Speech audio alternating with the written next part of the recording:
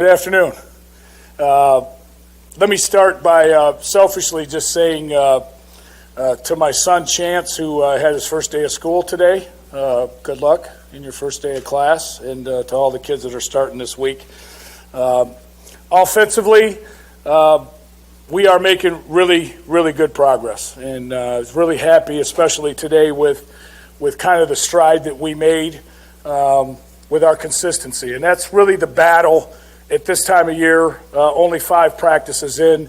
There aren't a whole lot of answers yet, but you can see things starting to kind of take shape a little bit as to the positive direction that this group as a unit is going. We continue to coach and demand their maximum effort at all times on the football field, and for the most part, they've given us that. I think it's a learned skill. I don't think you inherently are just always a football player that knows how to play hard or the type of grit that it takes to be successful at what you're doing.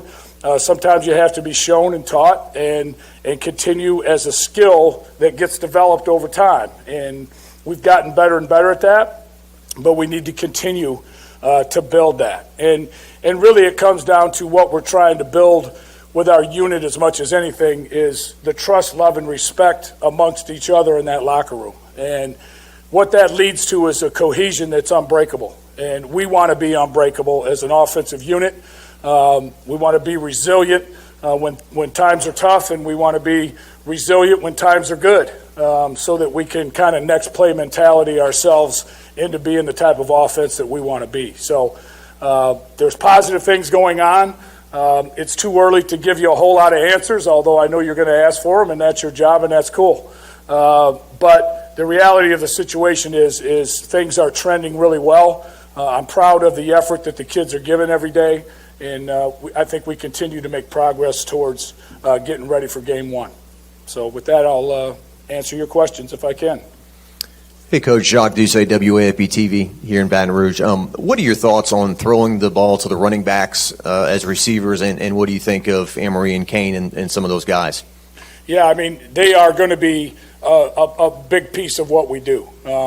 Tight ends, if we can make sure that we continue their development, and the running backs in particular, are just going to make everybody around them better if they become a viable option in the passing game. The more options that we have, the more threats that we have, and particularly with the wide receiver group that we have, I think we're all feeling pretty good about the depth that's in that room and how explosive those guys are. People are going to do things to try to take those guys out of the game. And when they do, that's going to lead some opportunities to some other guys, whether that be a back or a tight end or whoever that happens to be, and we got to get people ready to make those plays. Hi, Coach. Leah Van from The Advocate. When you're looking at this quarterback competition, what criteria does that starting quarterback have to meet in your eyes? Yeah, I mean, I think, number one, we want someone who can run the system of offense that we're putting in. And it's an adjustable system. So that doesn't mean, hey, well, I remember where Coach came from, so that must mean this guy's got a leg up. It doesn't mean that. What it means more is what's in place for our offensive unit with the skill players that we have and who we have offensively playing to the strengths of that unit. So whoever really commands that the best and really who kind of takes ownership of the offense. We're looking for those guys to compete with each other, of course. But we're also looking for those guys to kind of somebody step out in front. Somebody take the reins of this thing and really kind of be that guy that everybody looks to that upholds the standard of playing quarterback at LSU. And so those things in particular, yeah, of course, we don't want somebody who throws interceptions or fumbles the ball around or doesn't know how to check protections. But more than anything, I think the strength of the unit a lot of times, and especially we're a very quarterback-driven system, that guy's got to have command of what we're doing out there. Brody Miller with The Athletic. Just to bounce off that, I guess, what is your do you have a main no-no with quarterbacks, or your main kind of thing that's an issue for you when you're evaluating them? Turnovers. Got to take care of the ball. And it starts there, right? And we all, this is, I'm not saying anything that everybody in this room doesn't already know, but the most valuable asset you have offensively is the possession of the ball. and you can't give those away. You got to be steadfast and make sure that doesn't happen. So that's number one for sure. Coach Michael Cowell from WBRZ here in Baton Rouge. The offensive line, I guess, give me your assessment of where it's at. Do you feel like now you have some quality depth and you're comfortable with who you have running with the ones and twos? Comfortable with who's running with the ones and twos. It's in flux. I guess we're still, I think, in the identification phase of who are the best five guys actually going to be. Right now there's some moving around, some moving parts here and there. We've got a couple guys, obviously, that we didn't have in the spring that need to be evaluated, whether that's a young guy or a veteran that's been here that's kind of back in the fray. We've got to get a feel for how they fit with the other pieces of the puzzle up there. Who's the guards, who's the tackles, who's the center, quite frankly, and just dig through that some more. So, 5 practices into it, I don't know that we're ready to kind of solidify everything we want to have solidified there, but within the next week or so, we'll be a lot closer. Coach, Peter Radicus with the Revenue. What have you seen out of the tight ends so far in camp, and what kind of role do you see them playing in the offense this season? Yeah, I think it's up to them.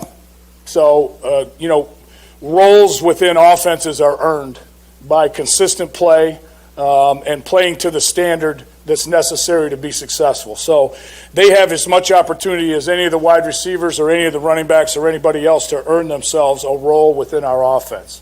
What I've seen from them is some pretty dramatic improvement from where we were in the spring, and I think it's an ongoing process, of course, but we're not where we need to be. But I think there's an opportunity there with a mix of personnel to have some guys at that position in particular that can help boost this offense to another level.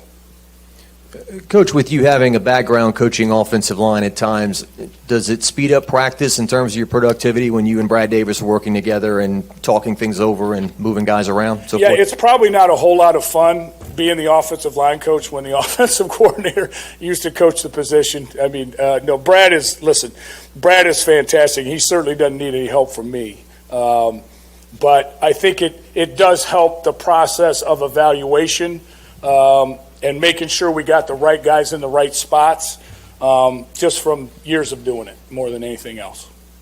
Hey, Coach Cookie Riley. Okay. Hey, Coach Cookie Riley from the Daily Advertiser. I was just sort of curious with another offensive line question. With some of those new guys that you mentioned that are coming in that you're trying to bring into the fold, I'm sort of curious as to which ones have sort of stood out so far in the early going through 5 practices. Yeah, Anthony Bradford's, we didn't have him in the spring. He's a very good football player. Dellinger has got a chance to either be a starter or add depth. And then, Emory Jones is a young guy that is got a lot of the traits we're looking for in an offensive lineman. So we're trying to get him in a position, even though there's some good numbers there, to prove whether he's ready to do the job or not. And so those are probably 3 of the guys. I don't think there's a guy that's been disappointing at all in that whole entire offensive line room as far as how they've grinded in their development from where they were in the spring. But, playing consistent, it's really, the offensive line, they drive us, right? If we don't have that right, the rest of the pieces have trouble doing their job. So that's primary focus number 1. Coach Tim Buckley with Tiger Rag. With the running backs, back to the running backs, with Noah Cain in particular, how long should it take a guy who doesn't have the benefit of the spring to pick up a new system, and how is he progressing with that? Yeah, I think it depends on the individual player. Noah's a very intelligent football player. He's played a lot of football, obviously played on a big stage. So I think he's going to adapt to our offensive scheme very well. I think our offensive scheme fits him really well. I think he's comfortable with the things we do in the run game and with pass protection. So I love the progress that he's made. He's done a really nice job for just being out there doing it for 5 days. So very positive stuff with him.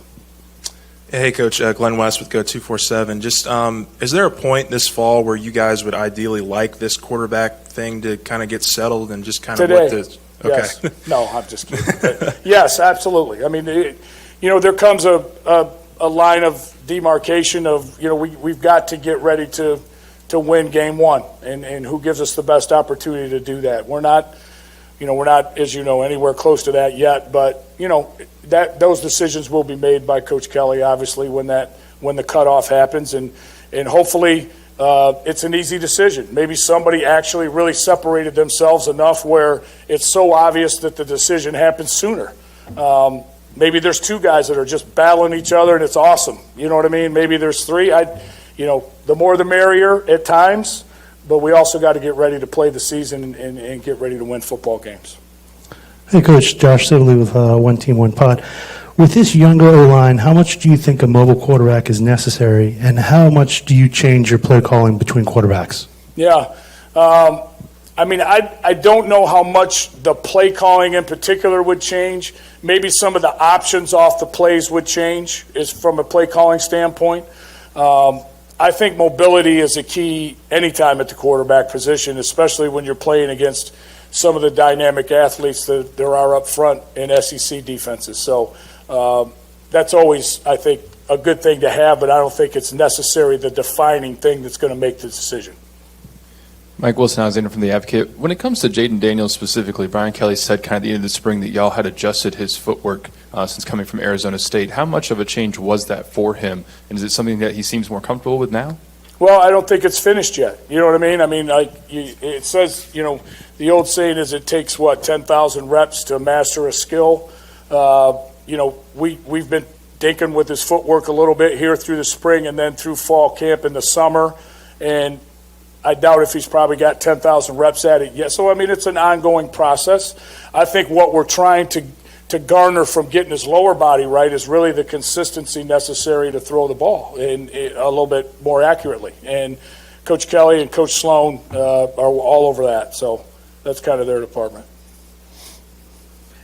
Hey, Mike, Scott Rabelais, also from The Advocate. A veteran sports writer asking a veteran coach, you've done this for a long time. How much do you have to try to adapt every year to the new trends in the game, and how much do you try to hold on to those basic principles that you have felt that are probably all important throughout your career? Yeah, I think you always have a set of kind of core beliefs of what you really are going to hang your hat on, and then I think a lot of the things that kind of complement your core beliefs are things that you're studying all the time, whether that's NFL tape or whether that's other college programs that run similar offenses as you.